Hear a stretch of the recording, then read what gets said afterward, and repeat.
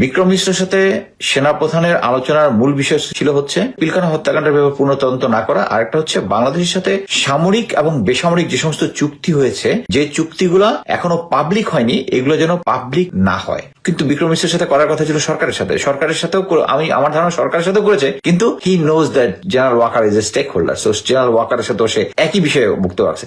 এখন আমি আসি হচ্ছে আবার প্রফেসর আসিফ নজরুল প্রসঙ্গ। স্বাধীন হয়েছে কিন্তু জেনারেল ওয়াকার স্বাধীন হতে দিচ্ছে না।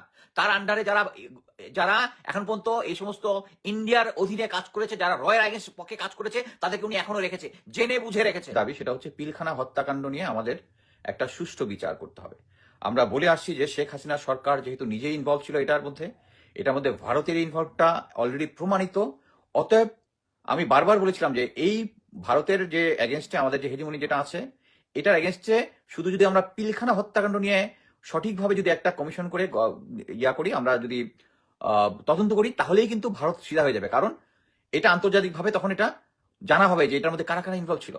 বাট সাডেনলি আমি জানলাম যে সরকার যেহেতু এই হত্যাকাণ্ড নিয়ে অলরেডি 2টা মামলা চলমান আছে, অতএব কোর্টের আদেশে, কোর্ট নাকি বলেছে, আমি এটা জানি না, আমি একজনের সাথে কথা বলেছি যে কোর্ট বলেছে যে 2টা যেহেতু চলমান মামলা আছে এটা নিয়ে, অতএব এটা নিয়ে আর কোনো মামলা করা যাবে না করার জন্য। বাট আমার কথা হচ্ছে, তাহলে আমরা আমার যদি মনে পড়ে যে এই সরকার গঠন করার পর অ্যাটলিস্ট 2 থেকে 3 বার স্বরাষ্ট্র মন্ত্রণালয় থেকে এবং আসিফ নজরুল বলেছে যে আমরা এই বিডিআর পিলখানা হত্যাকাণ্ড নিয়ে একটা কমিশন গঠন করব। তাহলে আজকে কেন এটা হচ্ছে? কেন আদালত এসে বললো যে 2টা মামলা যেহেতু আছে, তাহলে এটা প্রথম দিনই কেন আসিফ নজরুল ব্যাখ্যা দিতে পারলেন? উনি তো আইনমন্ত্রী, আইন উপদেষ্টা, দিতে পারলেন না যে এইটার কারণে দেওয়া যাবে না। এর মানে একটাই যে আউটসাইড প্রেশার কি? Indian pressure. Absolutely clear. এখানে কোনো রাগঢাকের কোনো কিছু নাই। বিক্রম মিশ্র ওদের যে পররাষ্ট্র সচিব আসার পরেই আমরা দেখতেছি যে প্রেশারটা ক্রিয়েট করা হয়েছে। এই কারণেই এখন আর এটা নিয়ে সরকার নাকি এটা থেকে পিছিয়ে আসছে। এবং আওয়ামী লীগ সরকার যেভাবে আদালতকে ব্যবহার করেছে, যে আদালতের আদেশ অনুযায়ী এটা হয়েছে, সেম কিন্তু জনাব আসিফ নজরুল আপনাকে সেম টোটকা দিতেছেন আওয়ামী লীগের আমলে, যে আদালত যেহেতু বলেছে যে 2টা মামলা চলমান, অথবা আরেকটা কমিশন গঠন না করার জন্য। বুলশিট।